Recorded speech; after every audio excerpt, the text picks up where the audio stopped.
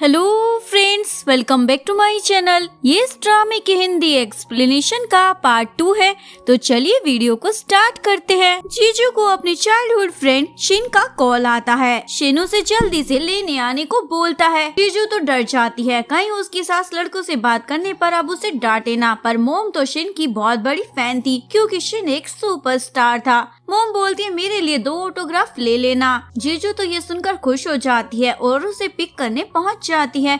वहाँ एक पागल फैन शिन के पीछे पड़ी हुई थी, इवन की उसे गिफ्ट भी देती है जिसमें उसके बाल थे, जो देखकर बेचारा शिन तो डर जाता है। जीजू शिन की हेल्प करने के लिए कार से बाहर निकलती है, पर वो लड़की तो जीजू को देखने के बाद और भी पागल हो जाती है। क्या तुम्हारी ऑलरेडी गर्लफ्रेंड है? ऐसा कैसे हो सकता है? जीजू पुलिस को कॉल करती है। ये देखकर वो लड़की डर की मारी वहाँ से भाग जाती है। शिन जीजू के कंधे पर हाथ रखने वाला था, तभी यूचन बीच में आ जाता है। तो तुम हो मेरी वाइफ के बचपन के दोस्त, अच्छा लगा तुमसे मिलकर। दोनों एक दूसरे के हाथों को कसकर पकड़ लेते हैं।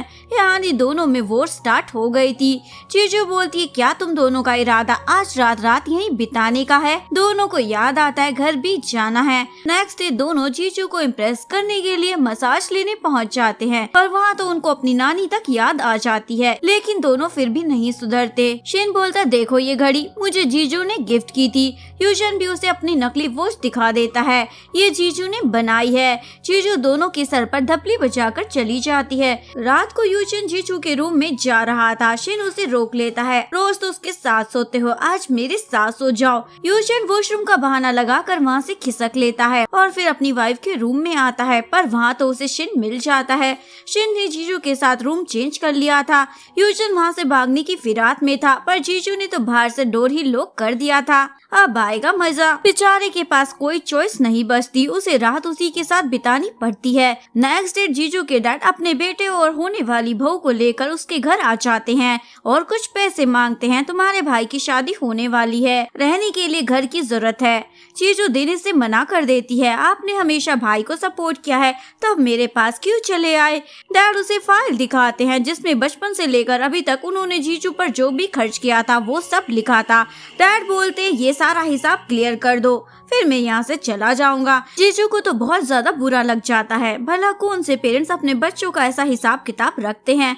तभी शिन आकर बोलता है आपको घर मिल जाएगा, आप तीनों वहाँ बड़े आराम से रहना। डैड तो खुश हो जाते हैं, लेकिन उनकी बहू अपने बेटे को बोलती है मैं इस बुड्ढे को अपने घर में नहीं रखूंगी। बेटा तुरंत अपने डैड को साइड में बुलाता है, हम आपको अपने साथ नहीं रख सकते, हम न्यूली मैरिड कपल होंगे, अनकंफर्टेबल फील होगा, आप रहने का कहीं और इंतजाम कर लीजिए। ये सुनकर डैड तो अपनी चप्पल निकाल लेते हैं, आया मुझे कहने वाला कहीं और इंतजाम करने को, मैं इसके लिए आया हूँ और ये मुझे ही बता रहा है। इन सब के चक्कर में जीजू गिरने वाली थी। शिन उसे पकड़ लेता है, जो यूचन देख लेता है ये सब क्या चल रहा है। दोनों शॉक हो जाते हैं।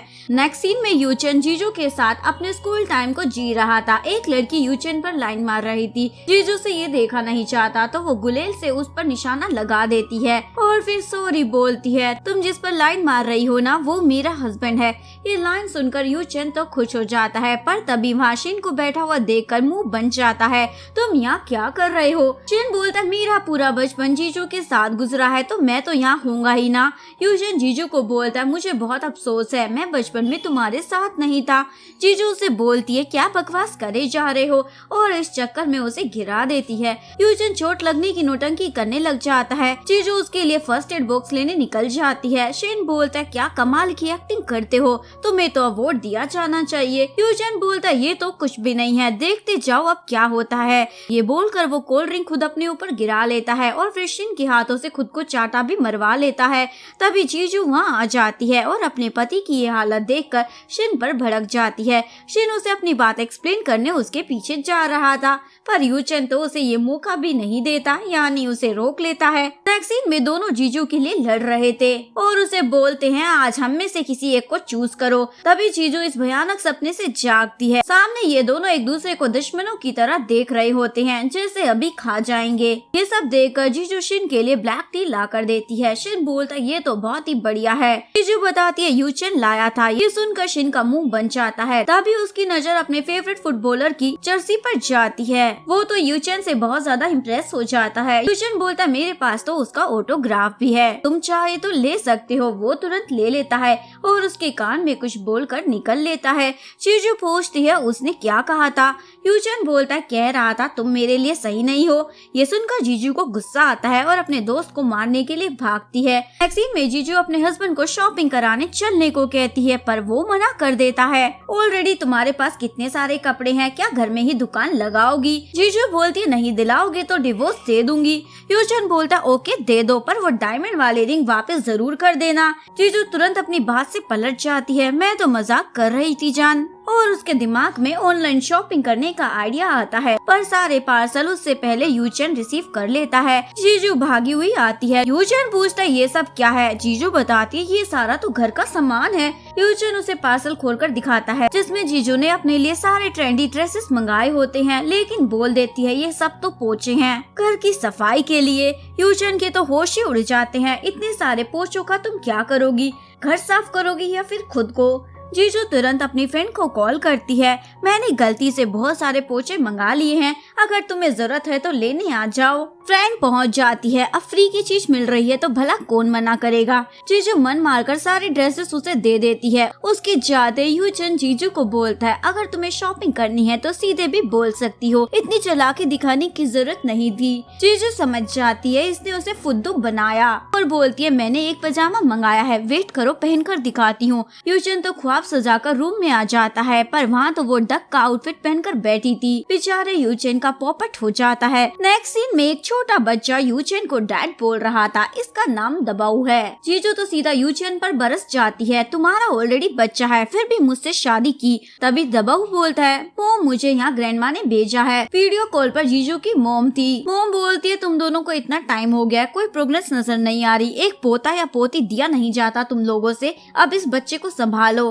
ताकि तुम्हें पेरेंट्स होने की फीलिंग का पता चले। जीजू उस बच्चे को लेकर सुपरमार्केट पहुंच जाती है जहां वो बच्चा बहुत ज्यादा शॉपिंग करता है। जीजू तो परेशान हो जाती है। घर आकर वो बच्चा यूचन को बोलता है आपकी वाइफ तो एक नंबर की पागल है, मेरी सारी पॉकेट मनी खर्च कर मुझे कंगाल कराने वाली थी। तभी वो अपनी गुल्लक चेक करता है जो खाली थी। यूचन बोलता है सॉरी मैं तुम्हें बताना भूल गया, मैंने तुम्हारे पैसे खर्च कर दिए हैं गेम को खरीदने में। बेचारा बच्चा रोने लग जाता है, ये कैसे माँ बाप है। नेक्स्ट सीन में दोनों क्यूट कपल की तरह शॉपिंग कर आ रहे थे। बेचारा बच्चा उनका सामान ढो के ला रहा था और बोलता है आज की जनरेशन के मोम डैड का तो जवाब नहीं, बच्चों को ही सब हैंडल करना पड़ता है। नेक्स्ट सीन में यूचन की सेक्रेटरी उसके साथ फ्लर्ट कर रही थी। ये देखकर जीजू बोलती है सभी लड़के एक जैसे होते हैं, पर वो बच्चा बोलता है ऐसा नहीं है, सब लड़के एक जैसे नहीं होते, ये देखो मेरा कमाल, और सीधा सेक्रेटरी को बॉल हिट कर देता है। सेक्रेटरी को गुस्सा आ जाता है लेकिन बच्चे को देखकर प्यार जताने की नौटंकी करने लग जाती है, पर ये बच्चा तो कुछ ज्यादा ही स्मार्ट था, उसका मजाक बना देता है। सेक्रेटरी जानकर यूचन पर गिरने वाली थी पर बीच में ये होशियार बच्चा आ जाता है और उसका प्लान फ्लॉप हो जाता है, पर इन सब चक्कर में वो खुद गिर जाता है। वो सेक्रेटरी तुरंत वहाँ से भाग जाती है। तब वो बोलता है डैड आप मोम से प्यार करते हैं पर उन्हें जताना नहीं जानते।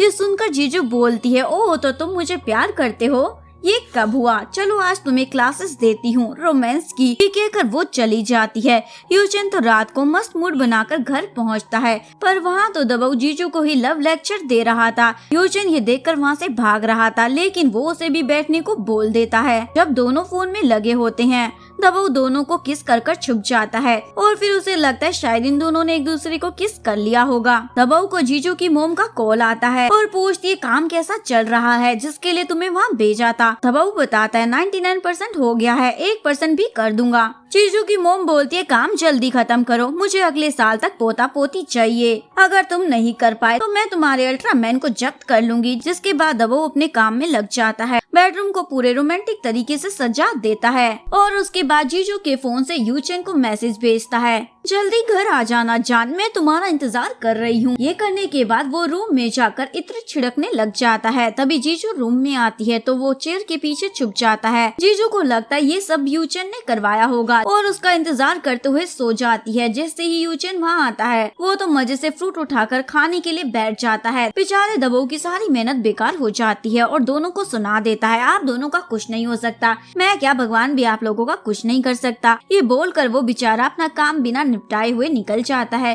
जिसके बाद ये दोनों अपना रोमांस स्टार्ट कर देते हैं, यानी फर्स्ट नाइट स्पेंड करते हैं। इसके बाद यूचेन जीजू को सरप्राइज देकर शादी के लिए प्रपोज करता है, एक महंगी सी डायमंड की रिंग के साथ। नेक्स्ट सीन में हमें दिखाया जाता है आज दोनों की शादी वाला दिन होता है, लेकिन यूचेन तो अपनी शादी में पहुंचता ही नहीं, तो जीजू उसके चश्मे को व्हील चेयर पर रख कर ही शादी कर लेती है। जीजू के डैड और भाई उसे समझाते हैं, क्या पागल बन रही हो, तुम्हें समझ नहीं आ रहा, वो तुम्हें धोखा देकर चला गया है, भला एक अमीर लड़का गरीब लड़की से शादी क्यों करेगा। पर जीजू अपनी बात पर अड़ी रहती है, उसे यकीन था यूचेन एक दिन उसके पास जरूर वापिस आएगा, चाहे कितने भी टाइम क्यों ना लग जाए। कई साल बीत जाते हैं। जीजू की एक प्यारी सी बेटी थी जिसे उसने ऐसे तैसे कर कर पाला था, क्योंकि यूचेन अभी तक उसकी लाइफ में वापस नहीं आया था।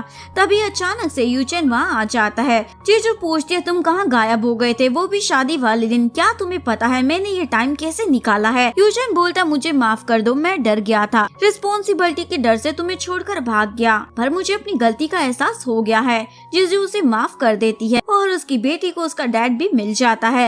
यहीं पर इस कहानी का ब्यूटीफुल सा डी एंड हो जाता है। अगर आपको वीडियो अच्छी लगी हो प्लीज वीडियो को लाइक करें, चैनल को सब्सक्राइब करें, न्यू अपडेट्स के लिए बेल आइकन का बटन प्रेस करें। मिलते हैं नेक्स्ट वीडियो के साथ, तब तक के लिए सारंगे, बाय बाय।